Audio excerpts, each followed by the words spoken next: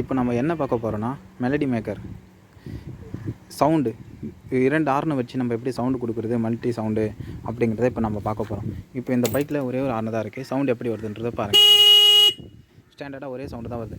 இப்போ அதை கூட இன்னொரு ஹார்ன் அடிஷ்னலாக செட்டப் பண்ணி எப்படி சவுண்டை மாற்றலாம். 5 ஒயர் கட் அவுட்டு, இந்த கட் அவுட்டை எப்படி கனெக்ஷன் கொடுக்குறதுன்றதை பார்க்கலாம். ஓகே, இப்போ இந்த ஒயரில் எது என்னென்ன கனெக்ஷன்ன்றதை இப்போ நான் சொல்கிறேன். பிறகு கனெக்ஷன் பண்ணிவிட்டு எப்படி சவுண்டு வருதுன்றதை பார்க்கலாம். சரிங்களா? முதல்ல இந்த எல்லோ வேண்டாம், பிளாக் இருக்குது பாருங்கள். பிளாக் ஒயர் பண்ணுறது எப்போவுமே ஆரன் இருக்குது பாருங்கள். ஆரன் சுவிட்சில் ஒரு ஒயரில் கனெக்ட் பண்ணிக்கலாம். என்ன ஒயர்னா அது பாருங்கள், க்ரீன் இருக்குது பாருங்கள். க்ரீனோட பிளாக்கை கனெக்ட் பண்ணுங்கள். இது வந்து மைனஸ்னு வச்சுக்கோங்க, இது வந்து மைனஸ்னு வச்சுக்கோங்க. சரிங்களா? இது வந்து எங்கேருந்து வேணால் எடுத்துக்கலாம். வண்டியோட உங்களுக்கு எங்கே இருக்கோ ஒரு சின்ன ஸ்க்ரூ இருக்கோ அந்த ஸ்க்ரூவோட ஜாயிண்டில் இருந்தும் எடுத்துக்கலாம். அதுக்கப்புறம் நம்ம என்ன பார்க்க போகிறோன்னா, அடுத்த ஒயரு ப்ரௌன் ஒயர் வந்து எதுக்குன்னா, இது வந்து ஆரனுக்கு போகணும். இது வந்து ஆரன் இருக்குது பாருங்கள். ஆரனோட ஒரு ஒயரில் கனெக்ட் பண்ணியிருக்கணும். ஆரனில் 2 கிளிப் இருக்குது பாருங்கள். இந்த கிளிப்பில் ஒரு கிளிப்பில் இது வந்து ப்ரௌன் ஒயர் கனெக்ட் பண்ணோம். அதே மாதிரி இந்த க்ரீன் ரெட் இருக்குது பாருங்கள். க்ரீன் ரெட்டும் நீங்கள் ஒன்றாவும் ஜாயின் பண்ணிக்கலாம்.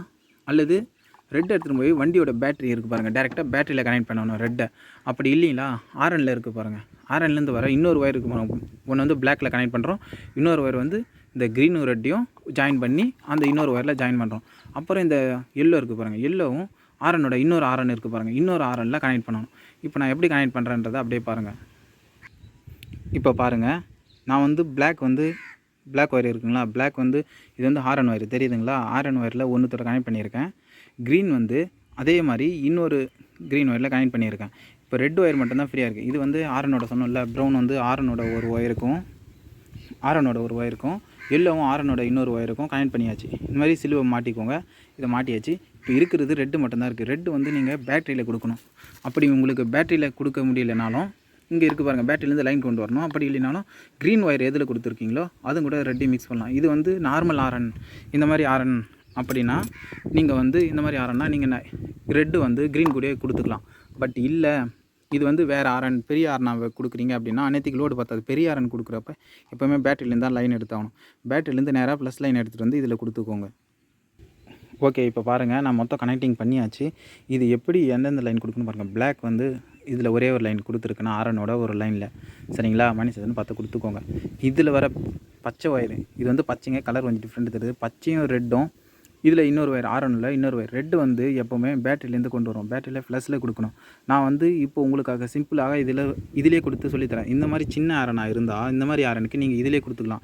இல்லை பெரிய பொனல் ஆரன்னு சொல்லுவாங்க பாருங்கள், ஹை குவாலிட்டி ஆரனை மாட்டுறீங்கன்னா, ஹை ரேட்டில் மாட்டுறீங்கன்னா நீங்கள் பேட்டரியிலேருந்து தான் லைன் எடுத்துகிட்டு வந்தாகணும். ஏன்னா அப்போ தான் அந்த கட் அவுட் ஒர்க் ஆகும். அப்போது உங்களுக்கு பேட்டரி கம்மியாக கிடைக்கும் இதுலேருந்து வரதுனால.